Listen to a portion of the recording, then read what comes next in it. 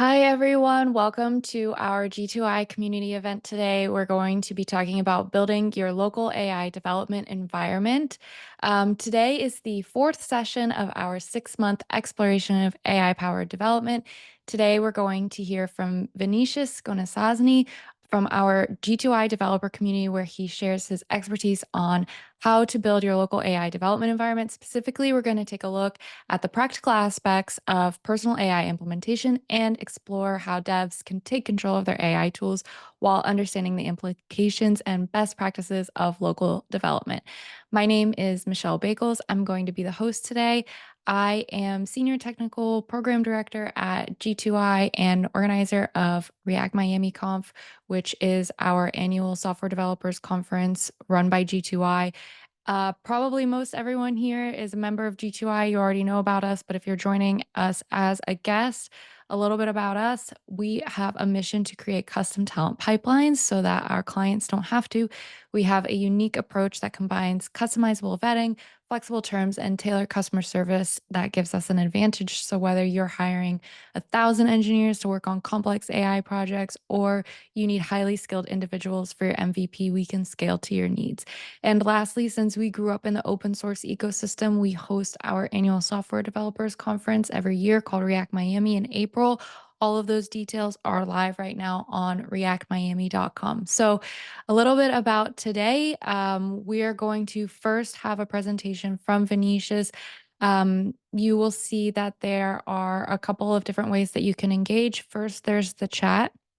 So while Vinicius is presenting, feel free to drop your comments and thoughts in the chat. He's going to focus on his presentation, but we will revisit some of those comments at the end when he's finished up. There's also a separate place where you can put your questions. So at the end of this presentation, we're going to have a Q&A. Anything that you're wondering about at any time throughout the presentation, throw your questions in that Q&A. We will get to them at the end and be happy to answer them. We also have emoji reactions. So while Vinicius is going to be focusing on his presentation and not on the chat, he will be able to see any emoji reactions that you guys share.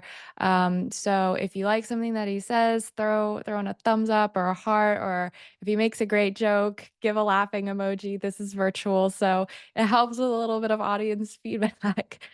So feel free to use those throughout the presentation. So about our speaker today, thank you to Vinicius for joining us.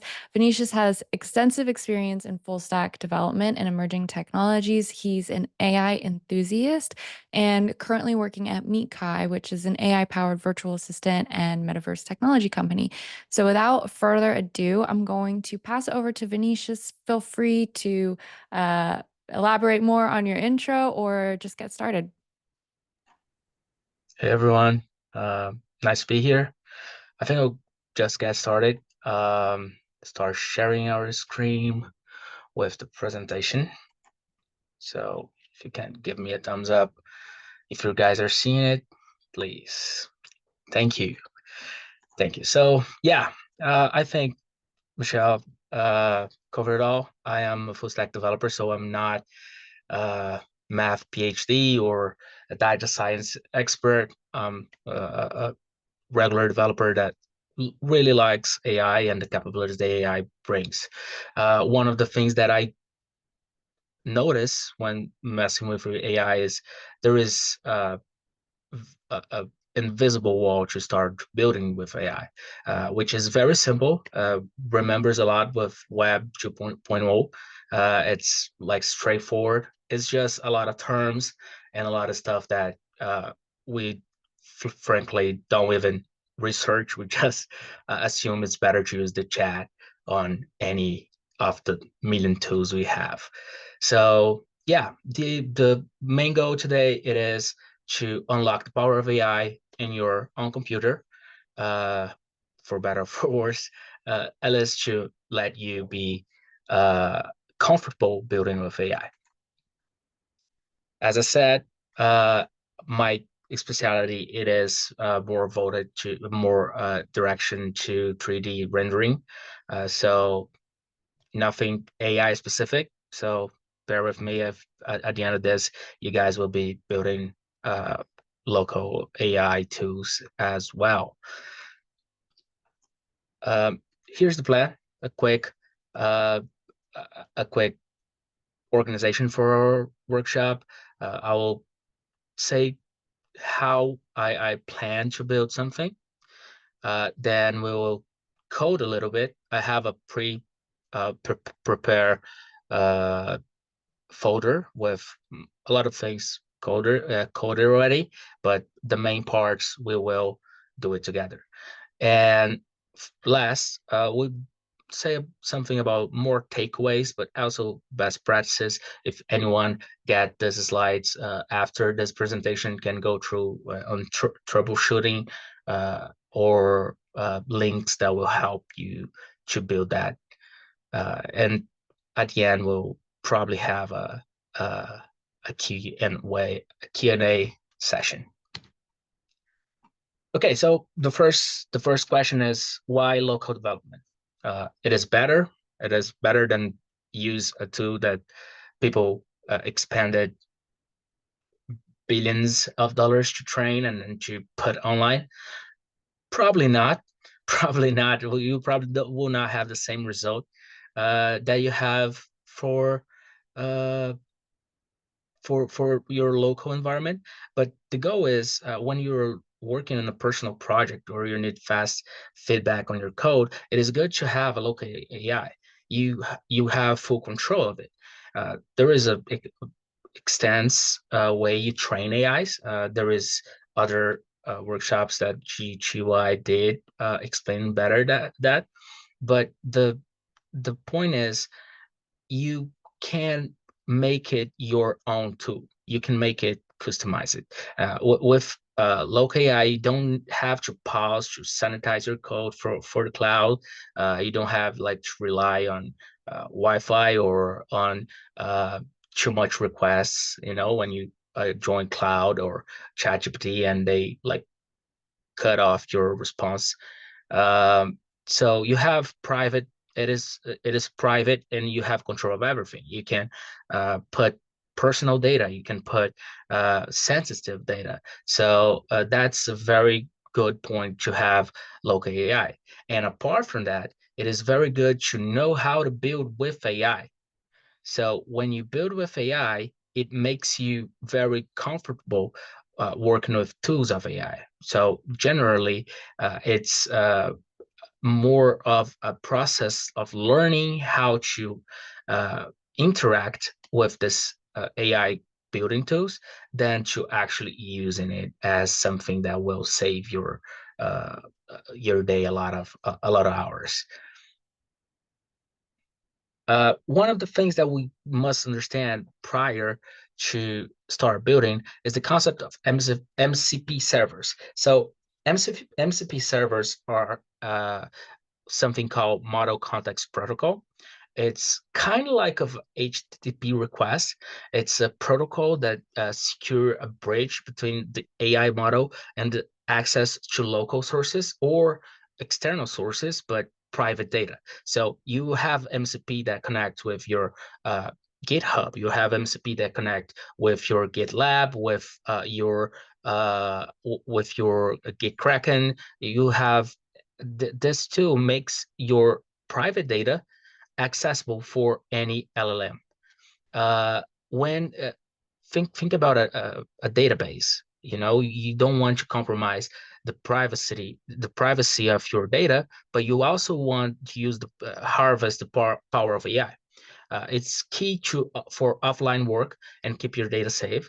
And you work in the process of an action. So you have an action, you have a user that have an action, it sends it to the MCP. The MCP make all the connections that you need to make. So it basically prepare the prompt that you send to something.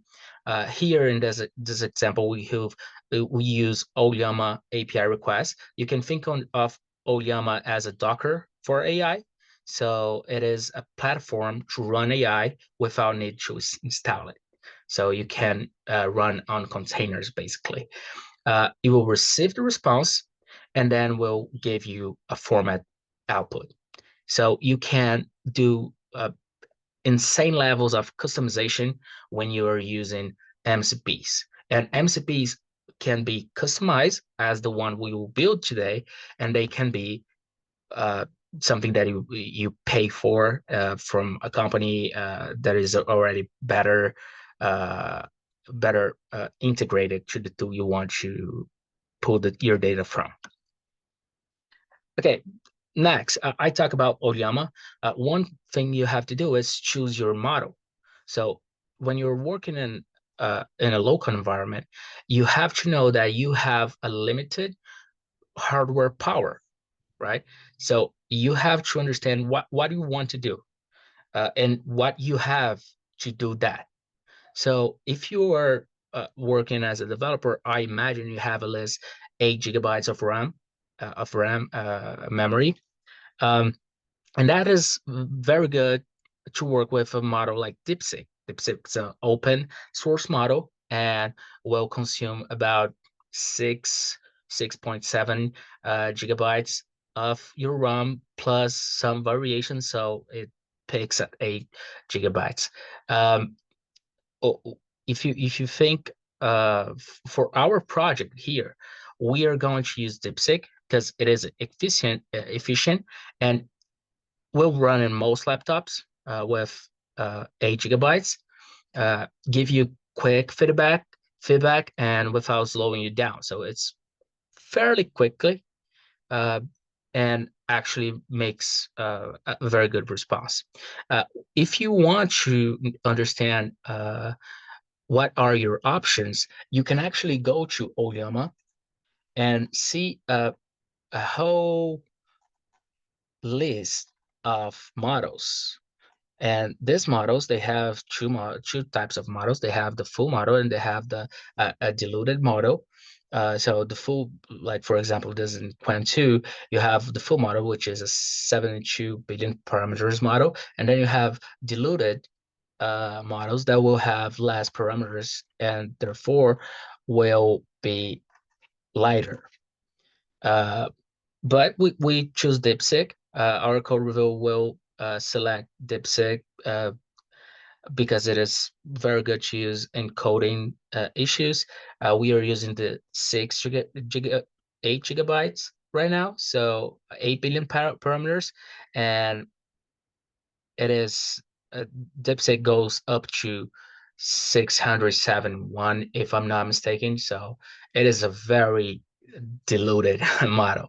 This is a very powerful model if you run it full for with full force. Yeah, so I was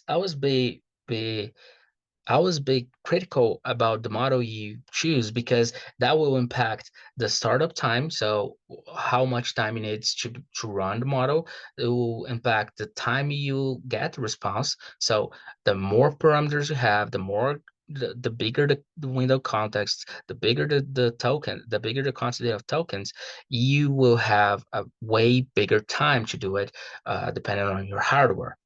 That's it for our model selection. Cool. Now for our little project today. Uh, Basically, the idea is to create a local and very easy to use PR reviewer. So our idea is to pass a, a folder that has a docket initialized, and from that folder we will extract diff and we'll see what kind of changes we had on that folder. And from that, we will receive a response on our CLI on a summary. The objective is to have a summary and the issues that uh, that PR, soon to be PR, have.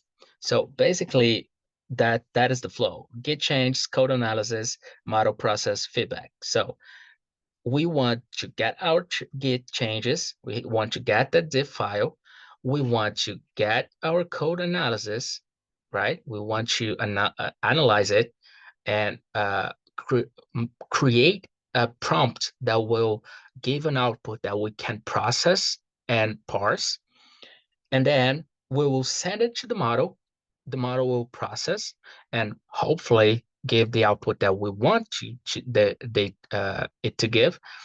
And finally, we'll have the feedback. The feedback, it is uh, uh, already processed data output. So we are doing two things here. We are gatekeeping prior to our prompts have been sent to the model.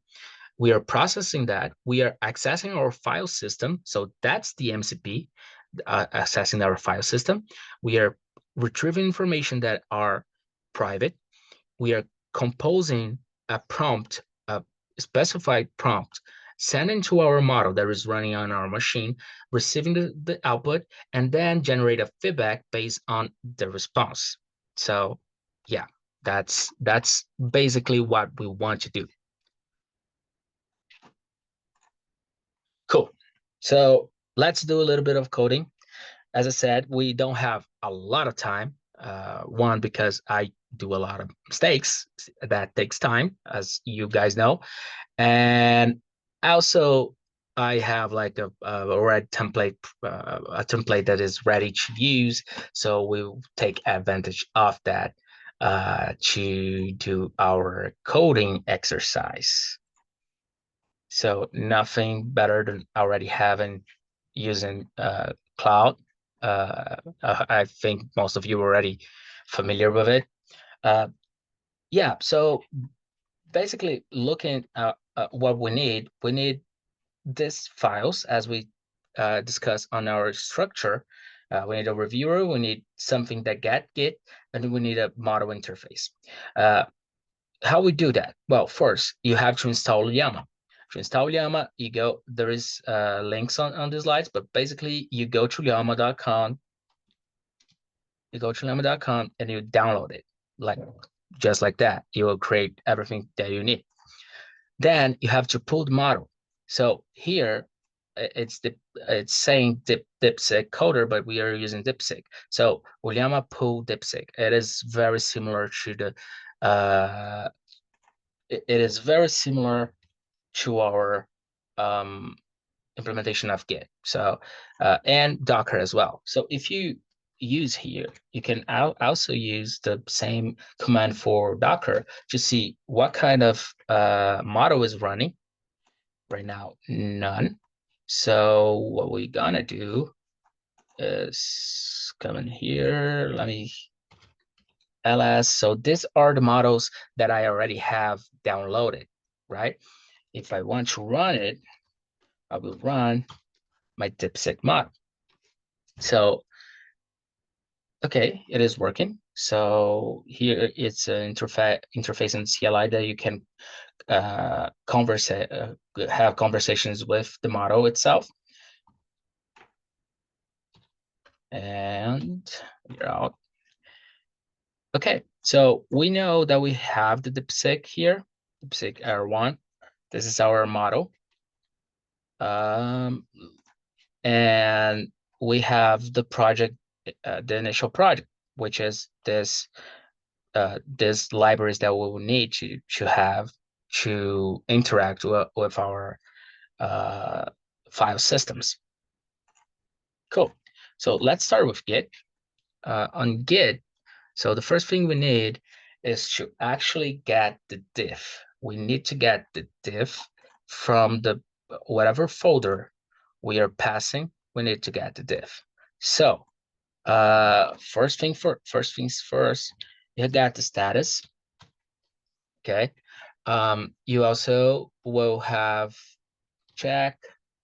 Let's see if for time concerns, since I don't type that fast, I'll paste and copy, but please, this is if you guys want to copy on after I pass the repo, please do. It's very useful to start learning that kind of things. So yeah, we got our status. Okay. I will add some console logs so we have some feedback on the CLI. I'm using Chalk, which is a library, so we have some kind of UI on our CLI. Basically what I'm doing here is just checking if the file exists, right? I will start to getting the diffs. The diffs are getting the first, we got the staged GIF, which is things that we already committed. And then we got the unstaged gift, which is the default for that diff. Okay, so basically you have two environments of Git, and you want to combine them. So you combine the diffs, right? So you have a big O string, and then you return to combine diffs. This will be used. So where will be used? This will be used on your prompt, right? This is the same thing that typing .diff at the end of your GitHub PR and copying and paste to Cloud or ChatGPT and saying, please review this PR. So this is the equivalent to it, right? Cool. Cool. So we actually have our config right now. So yeah, we will have this on our reviewer, right? We remember first get the diff, then we have our reviewer. We need to format a prompt that will give an output that we can parse. So the reviewer is very important because it acts between your raw data and the thing you want to send for your model. Cool. So basically you have the generate prompt, and this is another copy and paste, but I will go through the copy and paste with you because this one is very important. So not something mostly you didn't saw, but you have the opportunity to have a prompt that is the best uh, the best result among tests. So this is done by empirical try and error. Um, so okay, you have the goal, right? And then this is the most important part. I want a specific output that will allow me to parse that response. I need to be able to understand the response of the AI in order to actually manipulate the data that is coming from, because it will come from as a string. So it is very important to have a very detailed output command. So right now, since I want the summary and I want the issues, these are the main stuff. So my summary is just a string. So I just need to make sure it's a string, and my issues may be a lot, right? So I make sure I have something that can actually map them, and then I can map that thing, right? Uh, Okay, so what we do now, well, I want to be able uh, to control what kind of uh, output I have. I want to be able to put stuff on that on the response that will be I don't know, code standards, patterns of my team. I want to be able to control that. So one good way to do that, and then we are using MCP again, at least the MCP architecture, is creating a review config for this project at least, and you have this markdown files that will have things that you want to contain on your response. So in this case, I have patterns and I have standards. And and since my reviewer is the one responsible to create my prompt, I will add to my prompt, right? So project standards, prefer patterns, and I add it. Very important. Use use line breaks to separate your prompt. It is very useful, and the responses vary a lot when you use the correct separation using line breaks. Cool. Now here, I'm just missing one thing. Well, I'm missing my diff. I'm missing the things that I have changed, right? I am receiving my diff from generate prompt. So I just need to actually add that diff, right? This in particular is just saying that it is in code format, right? The three backticks, and then I will return my prompt, right? That's that's basically what there is. Now, here I also want one more thing. I want to make my reviewer do everything here. So what I will do is create a review, right?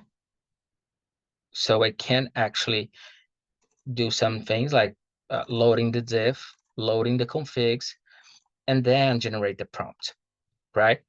So the final act of my reviewer is to call my Oyama client, and then I will be able to actually uh, have a response from my AI, right? So, okay, our review is done, and then we have our Oyama client. Cool. This is a function that will parse a review. So I didn't erase that. We can go through it to explain, but basically, this relies on the fact that already everything went fine.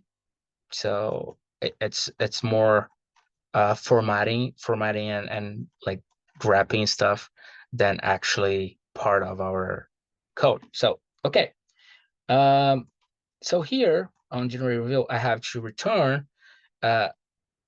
to return a suggestion, right? And I have to return a summary. That's what will generate our review that we'll be treating on the index part. Okay, so let's try to actually code this part. So my actual response would be here, right? I will fetch my base URL. So I know my base URL because this is by the doc is the default endpoint that Oyama expose the AI model. So this is an arbitrary value that you can find on Oyama docs. I'm not guessing it.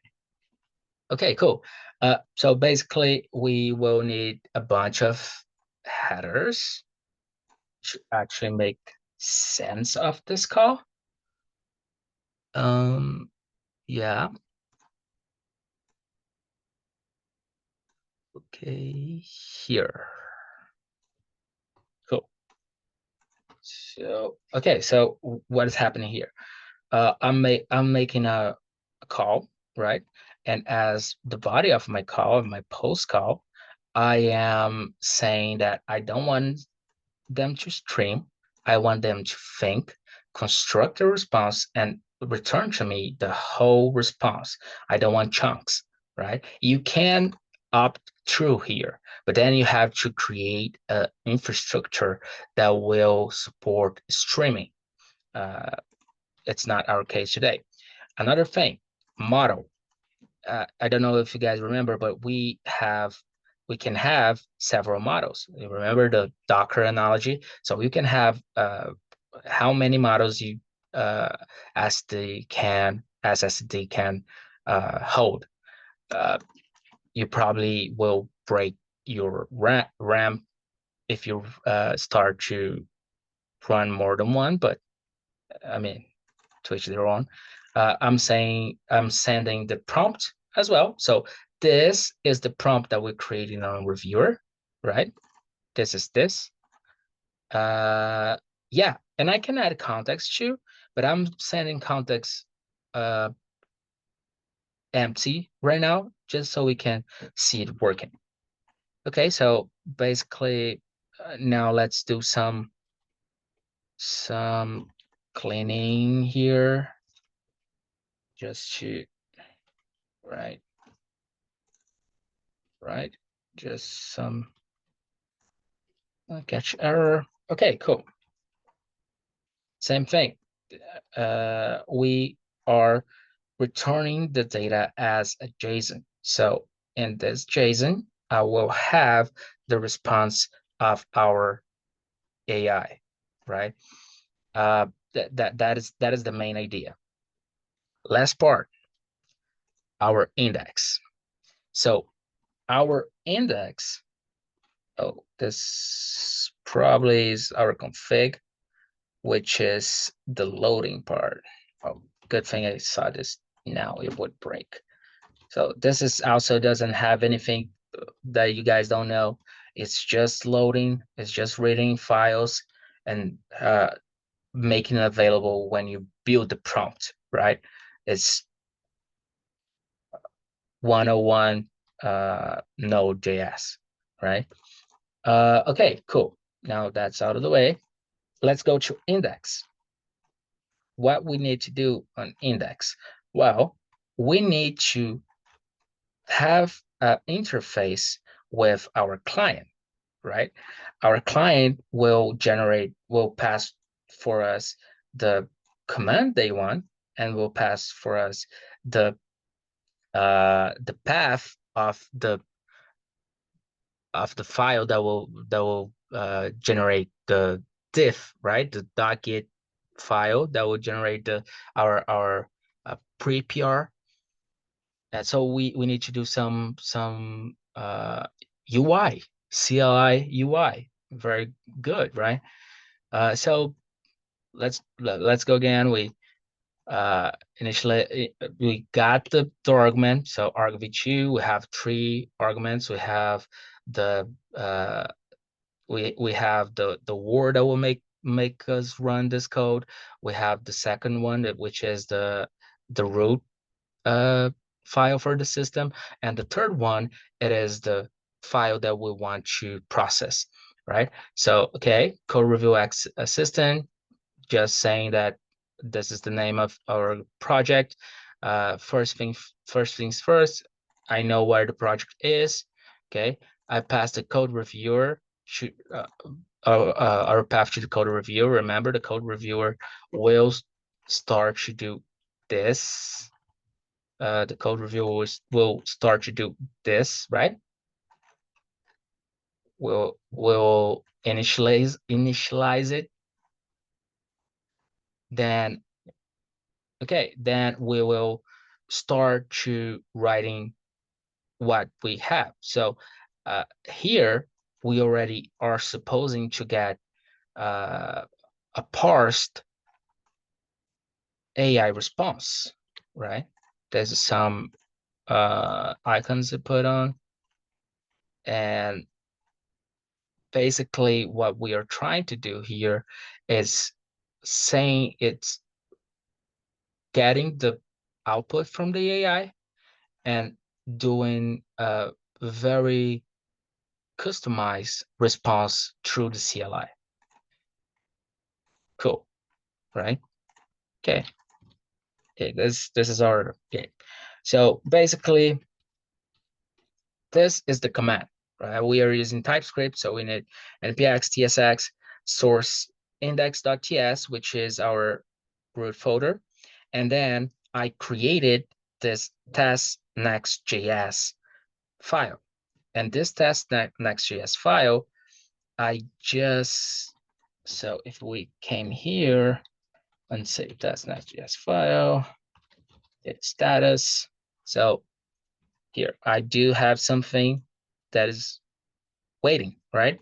I have something that is that differs from our main code. So okay, that is confirmation. Yeah, let's see if it works. I hope it works. Let's go. Okay. So we get diffs. We already know what the diffs. We found one file. Now we're already in the process of receiving that information. So if we have up by streams here, our answer would already be streaming on our CLI. Since we said no stream false, this is our answer. So I did one thing here. I did ask for my Oyama client to also print our response. So this is our raw response, and we will compare our raw response with our prompt, our customized response, right?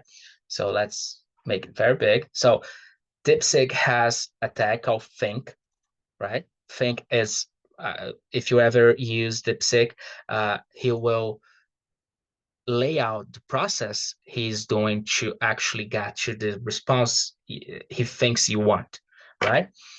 So this is the route. If you go to the site of DeepSeek, this is something that you will see. And we have until here. So here we know the answer, the thinking is stopped and the answer starts, right? So, okay, so here he came to me, I'll change the refactor home to a simpler layout. So I deleted a bunch of files, right? I add an unused variable test, right? This is bad in React. I add a function without error handling. Okay, I had potential security issues. I lack proper types and definitions. Right. So the summary is the refactor simplifies UI but introduces potential issues in error handling and unused code. And then it comes to issues and lay out the issues. So here it broke, actually. I probably did something wrong, but the where this broke on our reviewer when we parse on our Oyama when we parse our review. So if you see here, I am doing this. I am taking the think, which is not our response. I'm taking the suggestions, right? I want to have a result that I can add the suggestions. I match a summary, which should be here, but it's not matching because of the markdown, because of this markdown, right?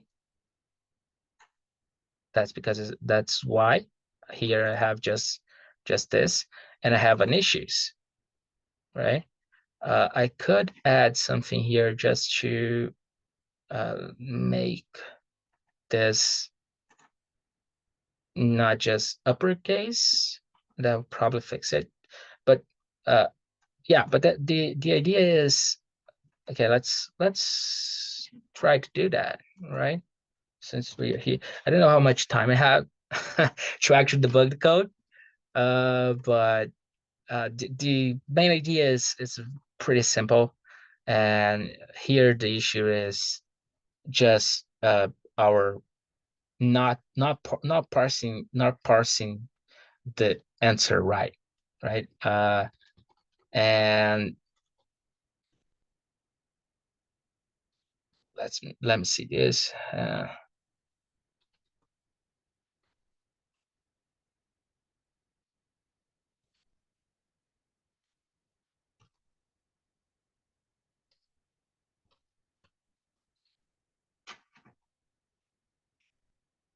Cool.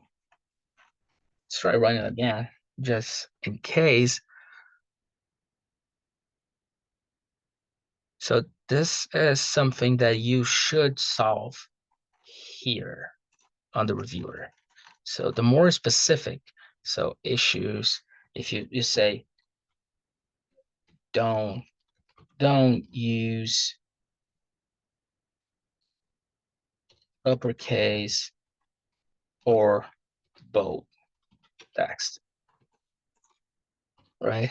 This kind of stuff, like you can actually change your regex, right? Something like let me save this one. That's something like I think it's easy, right? Something like that. You can do that. That. There's already normal.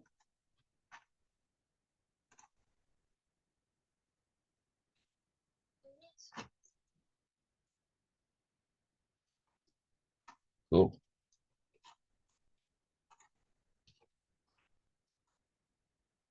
Let's try one more time. If this not work, we'll keep going on the presentation and I'll fix it before I send the link for you guys so you can. Okay. Kind half work it. So our issues still have problems with it, uh, but our summary worked, right? The changes include updating the home page. So yeah, that's pretty much it, right? Um, we do, but this just goes to show how important the prompt is. You see that I remove the summary, but since I have on my prompt, do not use uppercase or bold text, it is on my response. So it goes to show that you have to be very careful with the prompt, and the best way to do it is testing. And still, as proven in this demonstration, even if you test exhaustively, it sometimes it will and went to shit and not work when you need it. Yeah, but that's pretty much it. So I will make available this code for you guys just so you can see what kind of library I use or just try yourself and do something better than I did, which is not that hard. And yeah, let's go back to the presentation. So where we were. So okay, common issues. This is something that I put for you that I said that if you were doing this on your own is worth it worth to see it. So sometimes Oleum is not running. You can use most of Docker commands on Oleum. And if you don't, like it is very quickly to go to a ChatGPT or DeepSeek and actually know the command you were doing. Also, the documentation on Oleum, it's pretty good. So you shouldn't have any issues with it. Um, we have a time issue. So if your response is taking so much time and you have a not that big of a model, you have a very small timeout uh, tolerance. So sometimes it's just the hardware and the model you're using are not the right fit, and you have to test some other models, which is good because we have a library full of them. Uh, Also, you need to run the model. So you pull Oyama pull the name of model, and then you run it. So Oyama run the name of model. You can always use ls to see if it's running. And yeah, well, that's pretty much it. It is pretty straightforward. It doesn't it's not hard at all. Uh, and as you saw, it is very exciting to have the response, uh, apart from not being able to parse it, but that's a skill issue. It's not the fault of the model that I parse it wrong. Okay, cool. Limitations. Well, think of AI as a like helpful junior developer. So it has a lot of strength and will always answer, but it's not always right. Actually, when you run it on local, you have to be very careful on whatever you are trying to get from it. One of the many limitations you had, and I think it is the most limitation, the limitation that matters the most, is it's not up to date. So that model that it was uploaded to Williama, it will not have up to date data, right? It will not. It will have a month, a year, 2 years old data. So you have to have that on your mind. Sometimes if you were working with a new library, if you're trying to use a new thing, if you need context that did not existed 2 years ago, 1 year ago, 6 months ago, the model might not tell you they don't know. It might just in uh, it infer something and be completely wrong. So what I want you to say with that, for day-to-day use, using cloud, using Cursor, it is better to use our online datas, right? It have a bigger context window, it have bigger tokens, have more parameters, so it will have a lot more to give to you on a daily basis. But this should not discourage you to build with AI locally. It is pretty cool to have that power on your hand. And when our hardware or our models got better, you already know what to do. It's already a familiar territory, and it's pretty cool if you have like a very good creativity to do apps and projects. It's pretty cool to have that too at your local environment. That's pretty much it, right? We do. I do want to emphasize is that, like, I am not the a PhD in math or expert data scientist. So like, as my coding prove, if I can do it, anyone can. Uh, and I hope you guys build some awesome stuff with it. Uh, and yeah, that's it. Thank you guys for being here. Well, that was an amazing presentation. Thank you so much. If you want, we can stop sharing the screen. There we go. Perfect. And let's get into the Q&A. I think I agree. Well, I definitely agree with so many people in the chat. This was super fascinating, really cool. I love the structure of your prompt, just like how you want to organize the responses. I was just thinking like, man, like even if you weren't using AI, imagine just pitching this like response style to your team. Like, hey, can we write like our PR review feedback like this, like impact, like fix, like one sentence, like make it very clear, like it's super, super good. Very cool to see you put it together. And to be honest, it didn't look difficult at all. You made it seem very simple. And thank you for offering to share the code too, because I'm sure everybody was thinking that.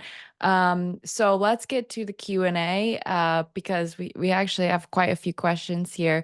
So the first one that I'm seeing in our Q&A is, how does Simple Git interact with the AI model? Is it just for diff detection? It's just for diff detection. So the pattern we use is the MCP, right? Is just for connection. So two different environments. We fetch whatever we need for our files. We use our files, and then we use the pattern, right? It's not a tool, it's a pattern to connect with our AI. Okay. So Lucas asks, does the system support incremental learning to improve its reviews over time? Yes and no. So there is one big caveat. As I said, we have downloaded static model. So it has limitations on learning. You can add a lot of context to it. I know it was super fast, but if you guys go to the code, you see like there is a config file which you can add markdowns, and on that markdowns you can actually add anything you want. You can add uh, do a title like my learning, right? On February 3rd, I actually broke the code, and so pay attention to it. So the prompt will tell the LLM to pay attention to it. So you can do it, but only manually. So it's not that good as something that is pre-trained and trained to do that. Yeah. Yeah. And I think that question was asked a little bit early on, and I think you kind of touched on that a bit at the end with the issues and drawbacks. So thanks for also elaborating on that, because it's cool that you can add in the things that you've learned along the way as well. I think that comes in handy. I mean, I always default over to like Next.js React World because that's where I live. There's so many kind of gotchas right now with these big changes with RSCs and stuff like that when you're using these AI tools. So it's cool to be able to add in the things that you're learning like while there's new stuff coming out. All right. So Kevin's question, how well does the AI handle large repositories with thousands of files? The more files, the worse we'll handle it. It's all based on hardware. So if you have like 10 Mac Minis that you can run uh, 170 billion parameters, it will handle like a piece of cake. If you have a normal laptop, you will suffer. So use it with use responsibly, just like Yeah, beer. Uh, I like that. Use responsibly. Maybe not on your big mono repo projects. yeah, yeah. Yeah. Okay. So this one is from Shiraz. So can we upload PDF files in this model and ask questions based off of those PDFs in the offline model? DeepSeek has errors reading long PDFs. So I mostly use ChatGPT for this. Since this is a CLI interface, I'm not sure how you upload a file into it. Mhm. Whatever you can do in the online models, you can do local. So like DeepSeek has RAG capabilities, so it will read. You just have to always have in mind that the smaller the window context, the smaller the tokens, the tokens quantity, the worse will be the result. I would, for daily tasks, I wouldn't use it, right? It is way inferior to anything we have online. It is good for small tasks. So if you have anything that is PDF based or string based, that can use RAG or just a string parsing, it will read and will give you uh, an answer. Yep. Yeah. I was just reading Eddie's comment here on the side. I've looked into creating a dedicated local LLM box on my network. You could have it only parse changes for code review, which requires more product engineering plus small tasks. Yeah. So it agrees on the small task comment too. Thanks for that, Eddie. Um, okay. So, okay, here's one from Joaquin. What's your preference between using JavaScript versus Python?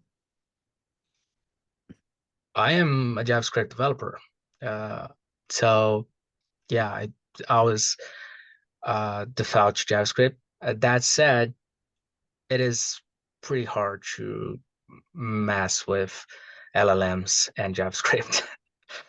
There is a lot of you have to use a lot of transpilers and libraries to make your code be understand the native stuff, understand your code.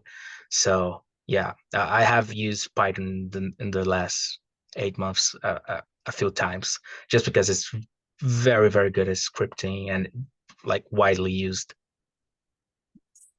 Hmm. All right. So, this is more of a housekeeping question. Where will we find the links to the code? I imagine we'll probably share all of this. We'll probably gather it all with Thea, who's behind the scenes right now, who you guys know from the G2I community. I think we'll gather all of the links, the recording, the talk, the code, all that, just share it in the Slack. Uh, yeah. And also she's gonna send it in an email. There we go.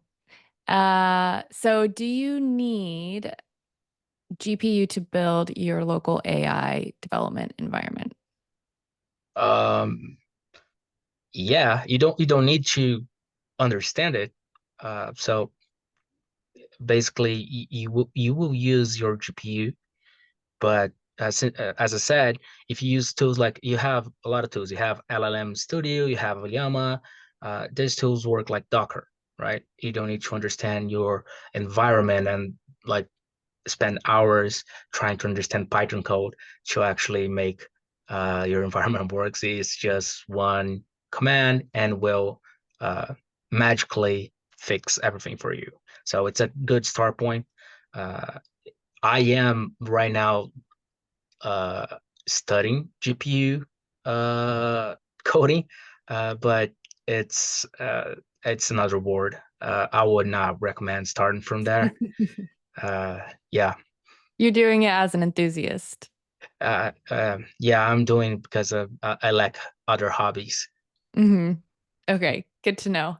So this one accidentally got deleted, so we're gonna come back to it. But from Ange, can we talk about budgets? How much budget do I need to start my own local AI dev environment? Would would you need the pro subscription for the tools you suggested?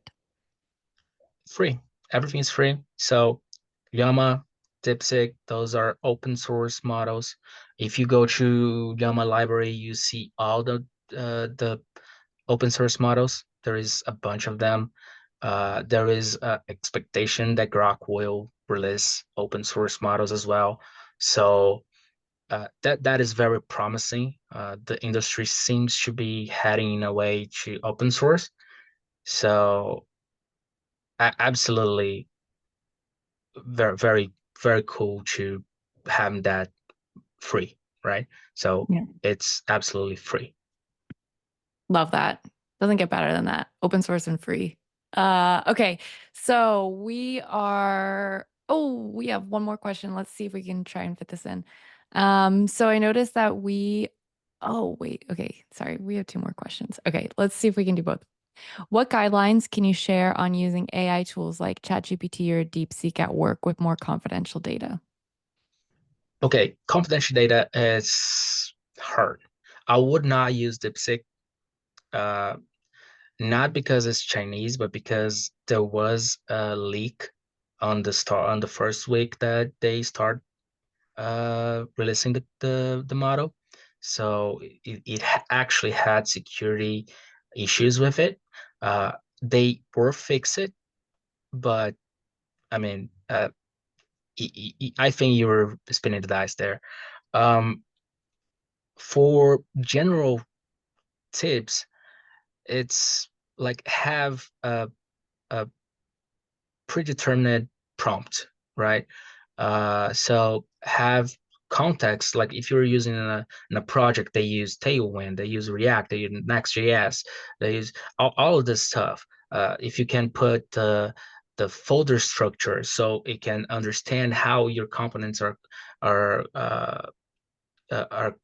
communicating. If you're using MVC, if you're using domain, so all this context help to have a better response because they do not like all these tools, they are optimized to answer, so they will answer wrong. So you have to have that in mind and make sure. One thing that I do and helps me a lot, I block the response. I say, uh, do not respond unless you have 95% of certainty. If you do Hmm. not, do follow-up questions. So it comes back to me with like a list of questions, and then I answer that questions and increase the precision. That is really good. One of the things that I really like about doing these sessions is that like each presenter kind of has this prompt hack that they use. Like that I everybody has their own and I like that one that you just shared. Don't answer unless you're 95% confident. Okay, so we're gonna cut it off there with the questions. Most of us, if not all of us, are in the G2I Slack in the community. If you're not in the Slack, how should people reach out to you, Vinicius? I am in Slack. But do you have a LinkedIn or something if they aren't? Yeah, I do have a LinkedIn. I don't access. We could just look up your name probably, right? Like, Yeah, yeah. okay. All right. So no need to find it right now. But Cool. yeah, we'll share, things in the emails and in the Slack. But I always like to, I know we're a little over time, so if you have one more minute, I always like to have the guests share one final thought. It could be anything that you want. It could be something that you didn't get to say today. It could be, something existential. It can be a dad joke, whatever you want, however you want to wrap up the session. If there's some parting wisdom that you want to share, the floor is yours. Yeah, I would do like a motivation message. Sorry about that. Uh, Yeah, but I think we are living right now in a very similar era from the Web 2.0, when it was very cheap to build, and the people that uh, build for fun uh, came out ahead. So we don't actually know what these tools will help us. We don't understand yet how they will be inserted in our life, in our professions, but it's very good to know how to use them. Like be prepared to the opportunity that you don't know exists yet, and probably it doesn't exist yet. So that is probably my mindset, why I build that. Uh, and I think if you are familiar with it, whenever whenever things change, if it is 6 months from now, if it is 5 years from now, you will be ahead and like you have life altering opportunities. Yeah, I think that's great parting wisdom. We are absolutely at the point of no return with this. There's no going back. There's no like, never mind, it didn't work. It's happening. Yeah, So, exactly. yeah, I love that. Thank you so much again for your presentation. Thank you so much for sharing your code. This was wonderful. And thanks everyone who joined us. We will see you around the G2I community. Bye, Thank everyone. you guys.